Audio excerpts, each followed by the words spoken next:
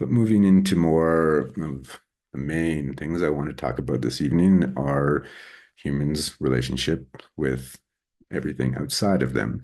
And I do like this term, and it came up in some of the journal articles that I recommended, which is biophilia. And so understanding that humans have an innate need with the natural world, and nature connectedness is a basic human need. So the connections that human beings subconsciously seek with the rest of life. Okay.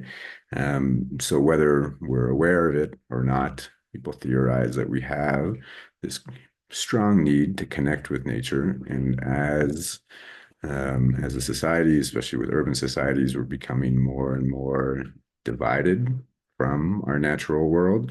And a lot of people theorize that that is actually contributing to the global mental health epidemic. And so, how can we repair some of these connections that we find both with animals and humans, both for the benefit of the planet, hopefully having a greater understanding or not seeing the planet separate from us, and then being more concerned about its current state of climate change or environmental degradation in general, but also these reciprocal effects, knowing that humans spending time in nature or with animals in positive ways can be very beneficial to their mental health as well. So I liked this quote, and we'll talk about speciesism because it does come up in one of the journal articles.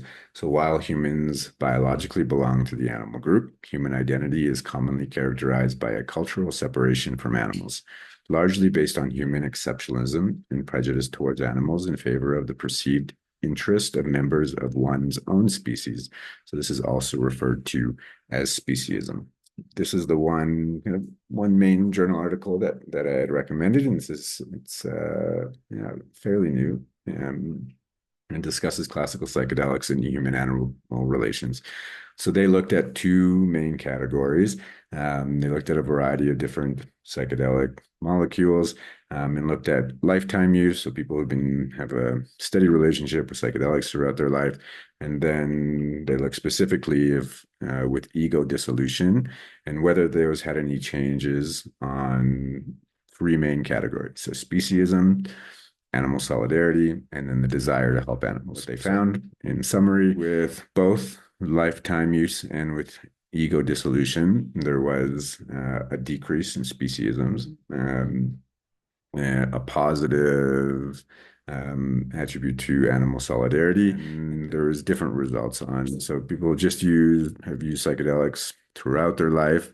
It seemed a pretty neutral, no real increase or decrease after desire to help animals. But then if there was a specific ego dissolution, if you're kind of getting lost on ego dissolution, I'm going to go into that specifically in one moment to give a definition. But with that ego dissolution event, there was an increased desire to help animals overall. So an ego dissolution is usually with a higher dose of psychedelics, that seemed to have more of a positive effect in terms of overall attachment or how people view animals in general, and an increase in actually putting that into action, desire to help animals.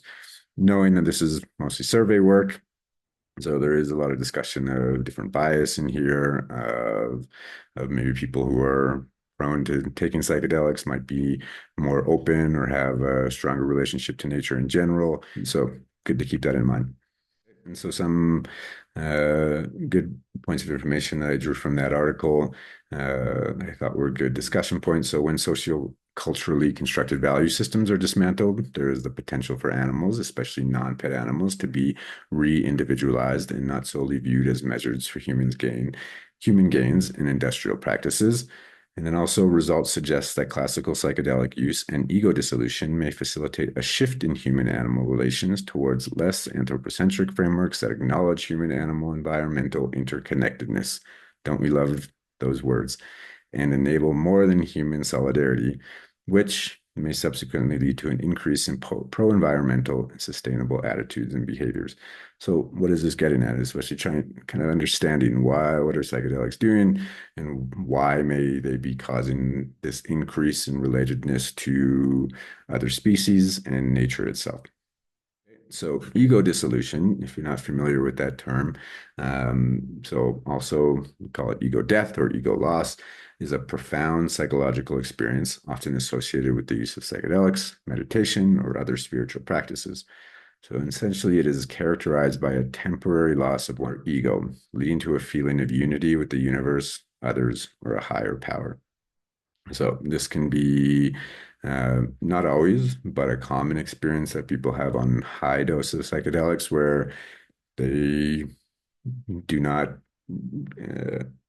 at that moment have a relationship with who they are as a person, but they are outside of themselves, a oneness or oceanic boundless. Sometimes it's discussed, this feeling of being interconnected or a part of everything. So that experience itself might be what is causing someone to not be so, let's say, self-centered, and part of a higher self or an overall interconnection with everything.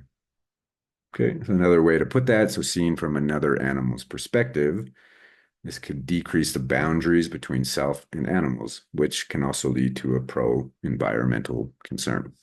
Effect has also been described in astronauts and what they actually call the overview effect. And so they say is a truly transformative experience involving senses of wonder and awe, unity with nature, transcendence, and universal brotherhood. And so this overview effect is what they lay for astronauts who go out and see the whole Earth and have just a different perspective on where they fit into everything. Maybe feeling smaller, but larger as well as interconnected to so much more than themselves. Okay. So moving a little bit more into the nature side of it, there's more research on this nature relatedness. The human animal bond paper that I mentioned is the only one that I am aware of. But in general, there's a couple more discussing in their deepened relationship with nature. And that for a lot of people, this can be very positive, very, very exciting, and to see how psychedelics can maybe contribute to, let's say, the openness or advances of human consciousness. And I think part of that would be this increased relationship to nature and not seeing ourselves a part of it.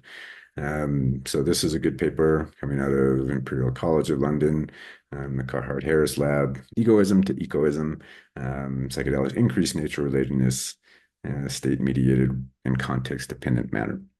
So a good paper, I recommend looking through it. Again, it discusses some of the biases and how they approach that. But in general, nature relatedness was significantly increased 2 weeks, 4 weeks, and 2 years after the psychedelic experience. That initial nature relatedness that might come might be further extended by people having a better appreciation for nature and then choosing to go into nature more, which is great. And then having those continued positive effects, which can last for years by developing a stronger relationship to nature in general. And then we discuss what are some of the reciprocal benefits. So from our point of view, looking, hopefully having a kinder, compassionate view of nature will be a positive thing for nature, but what are the reciprocal benefits that people have of going into nature as well? So just read this. An increased acknowledgement of nature has also been implicated in enhancing psychological connectedness in a broader sense, including connectedness to other people, nature, and life in general. There is a substantial body of literature linking nature relatedness to psychological health and well-being, including improved well-being at the state and trait level. Specifically, nature relatedness has been found to be associated with lower levels of anxiety, a greater perceived meaning in life, higher vitality, higher psychological functioning, greater happiness, and positive affect. Nature relatedness has also been found to be a strong predictor of pro-environmental awareness, attitudes, and behavior, outperforming all other variables tested as a single construct. And so I found interesting, and it seemed consistent across papers, even though they were asking for many different psychedelic compounds, it seemed psilocybin consumption was number one in terms of a greater nature relatedness following consumption. So I guess LSD was number two, but psilocybin consistently ranked number one. So I think that's a pretty interesting thing to understand for us. Given this kind of research, does the setting make a difference? So what I mean by that, remember we talked about set and setting in the first lecture. Set being the mindset that someone enters into a psychedelic experience, and setting being where that is. And that can include the physical environment, and also who's around you, and everything else. So having a psychedelic trip safely in nature seemed to more consistently create a deeper nature relatedness, but not necessary. There's still people who had boundless oceanic experiences being in a therapeutic room with blindfolds, and still had that sense of dissolution and connection. But it does seem that nature can play an important part. And where that even comes up more importantly is the preparation and integration, as we talked about. Preparation being everything that leads up to the psychedelic experience, and then integration in that critical period, open state. It can be very positive to be in nature during both those phases. This all sounds great, right? Super positive, wonderful. So we can give everybody psychedelics. They'll all see animals different. They'll see nature different, and that's the solution to everything, right? Not necessarily. So I do want to bring up the concept of psychedelics being what's called a non-specific amplifier, and this is something that Stanislav Graf, the famous psychedelic researcher, brought up. And so I'll read this, and then we can talk about it a little bit more. So in the context of psychedelics, the term non-specific amplifier refers to the idea that these substances can amplify or enhance a wide range of mental and emotional states, experiences, and perceptions, rather than producing specific effects that are the same for everyone. This concept was introduced by psychiatrist Stanislav Graf, who suggested that psychedelics do not have a uniform, predictable effect on users. Instead, they intensify whatever mental content is present in their user's mind at the time of use. Okay, so I think this is really important, taking in consideration everything I just presented.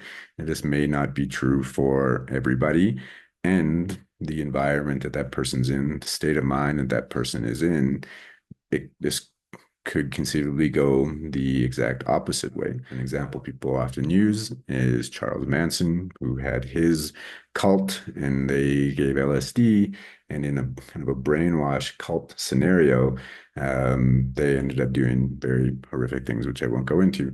And so it's not necessarily you take this substance and this wonderful thing is going to happen. There's a lot of factors that go into having this kind of positive experience. And so that's important to know of if this is a potential outcome we're looking for, or helping people move towards this, then how do we create that environment to make that possible? Those would be some of the questions, or there's just a lot more that we need to know before we can make these very bold and clear claims. Given this non-specific amplifier, what are some of the potential risks as it relates to human psychedelic use and the human-animal bond? I have some that I think of, which may be positive for that person, but how is that going to show up in the exam room if they see their animal different? Is this going to change the way they want care, how they approach certain disease conditions, certain procedures? And then for sure, for me, death and dying within veterinary medicine, I think people could have a very changed relationship with this as well. And so those are some of the things that come to my mind, but I'm interested to hear what everyone else has to say related to this as well, because I think this is where I get really interested. It's not just about the psychedelic medicines and the potentials in both humans and animals and environmentally, but what are these other conversations that it's going to bring up based on changing consciousness or changing frameworks, and how is that going to change our position or as animal health providers as well. So thank you for listening, and we will jump into the conversation this evening.